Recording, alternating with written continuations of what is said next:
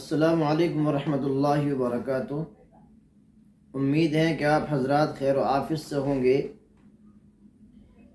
بہت سارے لوگ پریشان رہتے ہیں کہ ہمارے سر میں درد رہتا ہے، درد کی بڑی شکایتیں ہیں کہ نہ کوئی ٹینشن ہے نہ کوئی پریشانی ہے، لیکن سر میں ایک عجیب سا درد رہتا ہے اور اس درد کی وجہ سے بڑی پریشانی دقتیں ہوتی ہیں، اور اس درد کی وجہ سے نہ سکون ملتا نہ نیند آتی ہے، بلکہ ایک پریشان رہتا ہے۔ جب انسان کے سر میں درد رہتا ہے تو درد ہونے کی وجہ سے وہ انسان نہ سکون میں ہے، نہ آرام میں ہے، نہ کھانے میں جی ہے، نہ بیٹھنے میں، بلکہ ہر وقت وہ انسان پریشان رہتا ہے۔ صرف ایک دوائی ہے، اگر آسانی کے ساتھ میں آپ اس کو بنا کر استعمال کریں تو ہمیشہ کے لیے سر کا درد ختم ہو جائے گا۔ سر کا درد ایک نازک چیز ہے، اور جب انسان کے سر میں درد رہتا ہے، بے چین رہتا ہے، اور وہ انسان اس درد کی وجہ سے اپنے مکمل کام نہیں کر پاتا، بلکہ اس کی ٹینشن رہتی ہے کہ میرے سر میں درد کیوں ہو رہا ہے۔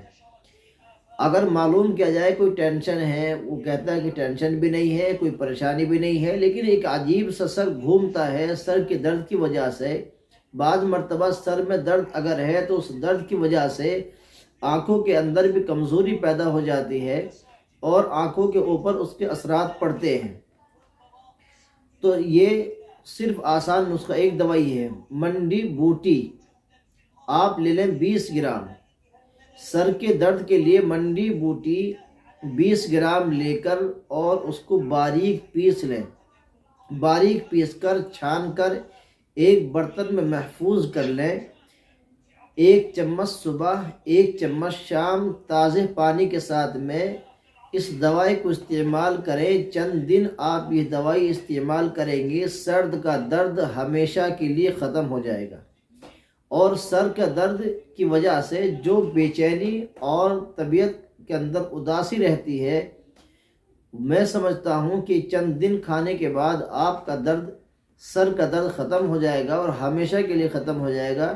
منڈی بوٹی 20 گرام، چاہے اس کا طریقہ یہ ہے کہ ڈبل نسخہ بھی کر سکتے ہیں، دوگنا تگنا چوگنا بھی نسخہ کر سکتے ہیں، باقاعدہ وزن کے ساتھ میں پیس کر اس کو لے کر کوٹ کر پیس کر چھان کر پھر محفوظ کریں۔ صبح شام 1 چمچ استعمال کریں تازہ پانی کے ساتھ، ہمیشہ کے لیے یہ سر کا درد ختم ہو جائے گا۔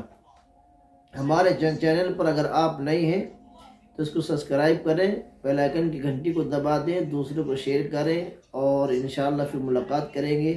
السلام علیکم ورحمۃ اللہ وبرکاتہ۔